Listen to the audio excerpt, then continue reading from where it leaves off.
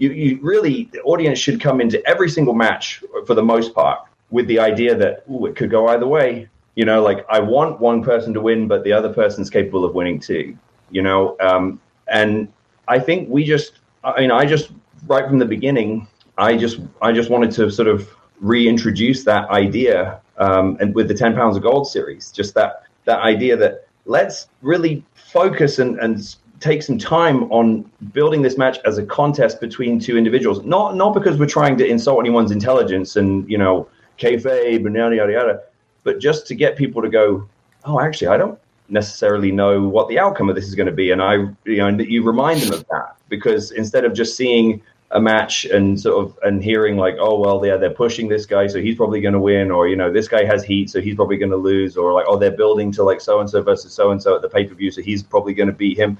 It's like we would do everything we could to create a situation where people will go, like, I'm really pulling for the other guy. Like Cody, the best example with Cody and I, because obviously that was a big match, and obviously a lot of the characteristics of the build were unique, because it was like, you know, two different guys never faced each other from two different promotions, you know, never really sort of crossed paths or anything. But I always thought that the big X factor in the promoting of that really helped get it over the top to the sort of next level was the fact that we worked like the smart fans too, not in a way where we, you know, tried to sort of deliberately confuse them or swerve them or anything, but just in that sense that everyone was like, well, wait a minute, Nick's the NWA champion, but Cody's under contract to Ring of Honor, so like there's no way that they're gonna book Cody to win, because like he's not under contract to them, you know. And we created it was just all those, and all the things were right there in front of us. You know, we didn't have to really create anything. Nothing that was said in that build, and really not a lot that's been said in a lot of my stuff with the NWA has been untrue. It's just been, I take what's really there and then expand on it, or kind of, you know, maybe jazz it up a little bit so that people can go, oh yeah, like I'm interested to see where this is going now, because they don't have to take a big leap. Right. And I know that I'm rambling here, but like, let me ask you this. Yeah. Let's talk about Cody. Because they didn't like. I mean, I know he said that, but if he knew me, we'd get. I mean, if he was on this call right now, he would see that your name in the chat is the superior one. Right. So let's. I want to talk about this. I just want to say real quick that, you know, that really gets my goat.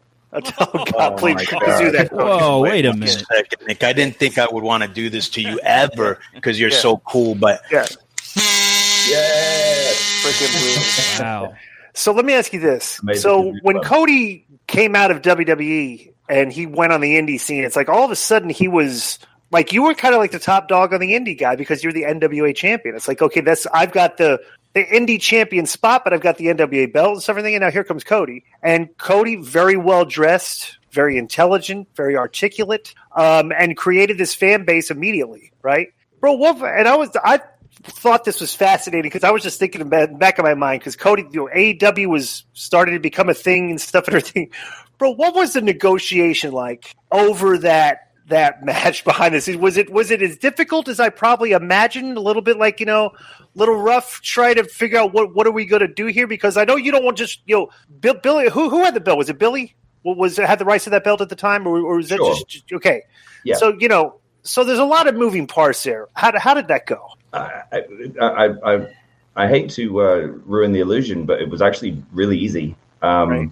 You know, truthfully, I've said this before, so it shouldn't be any great shock. Don't let the truth get in the way of a good story, Nick. Right. That's one of the tenets of the show. Right? Go ahead. Yeah, but you know what's interesting is, like, we never had a single conversation about who was going over. It was you know, I think the long and short of it was basically we agreed to do at least 2, and we hoped to get 3.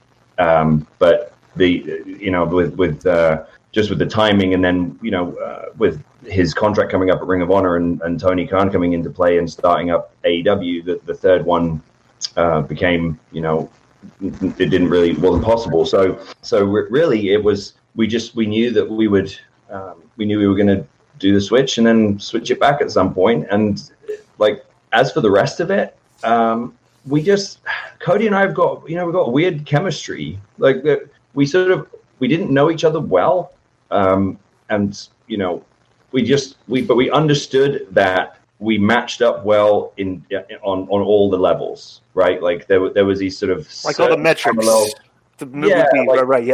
Right, and I think that, you know, it was really honestly, as far as like something that was a big deal, it was the easiest sort of negotiate. It wasn't really a negotiation. It would be a situation where most of the time we were on the same page as far as ideas for the build and for even the sort of details of the match. Like I remember thinking about, it might be cool if we did like boxing style entrances with entourages and stuff. And literally an hour later, I got a text from Cody going, "Hey, do you want to do entourages?" You know what I mean? We just kind of. So now we know where this comes from. No, Nick. Because Cody always has an entourage now. Like when he comes out, it's like, you know, we've always discussed, like, we both individually had the idea, but you know, for me, I had said pretty openly a lot that you know, I'm a boxing fan, so I've always felt like who's your guy?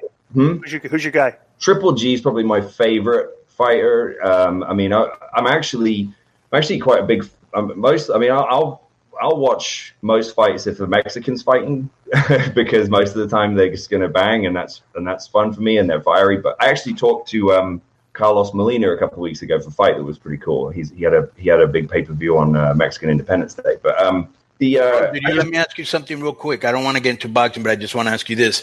Did you watch those old school fights like Tommy Hearns versus Sugar Ray Leonard and Marvin Hagler? Okay, that's the best. Okay. No, and I was heartbroken when HBO stopped doing boxing because me too. Like the way HBO present boxing was incredible. It was like the gold standard of sports television. Yeah. And you know, I'm not ashamed to say, like, I've shamelessly tried to, you know, replicate it as much as I can in the way we do stuff, in the build to our stuff. And so a lot of it came from that, and I you know, the Cody match had that.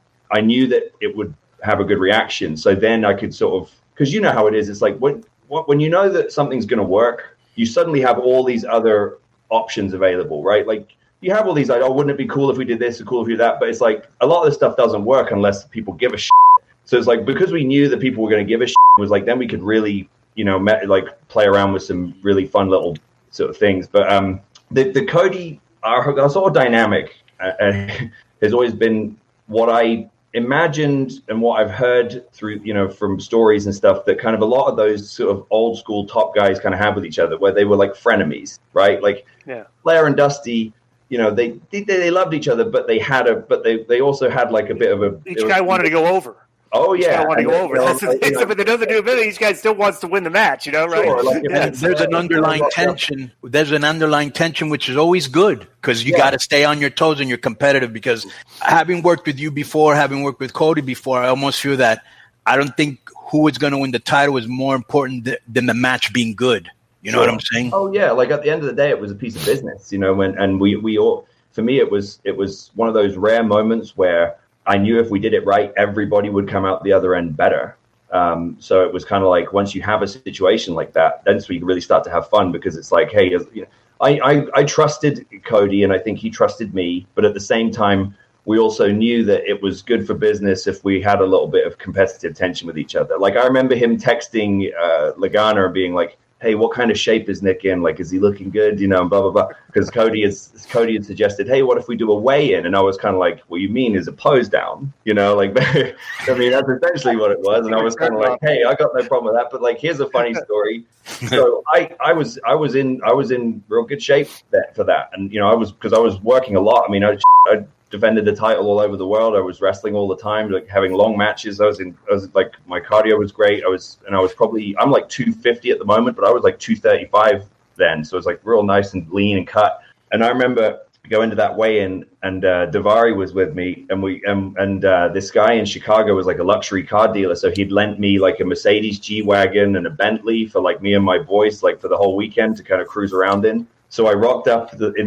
the Bentley, but like I had like an appearance, and then I had to rush back and get changed and come back for the weigh-in and stuff. Like I was starving. Like so So me and Sean get in the Bentley, and I pull through a Wendy's and get like a triple cheeseburger, like milkshake, blah, blah, blah. So I pull up right outside the StarCast hotel gimmick, whatever, like not on purpose, so everyone would see me jump out holding this Wendy's and like walk through into the back, and it was like all the New Japan brass, all the Impact brass, Jeff and Karen Jarrett, like obviously all the elite guys. We're all in this little green room before the thing, and like Cody's there like doing push-ups, and like thing, and I just rock up like eating a cheeseburger, like, hey, what's up, buddy? And he's just like, oh, come on, man. Like, getting in his head, that's ghetto fab. Like that to with each other, just to sort of keep that like that competitive friendly. Yeah. You can catch part 2 of our interview with the NWA World Heavyweight Champion Nick Aldis on next week's show. But for now, follow Nick on Twitter at RealNickAldis, NickAldis, or follow the NWA at NWA.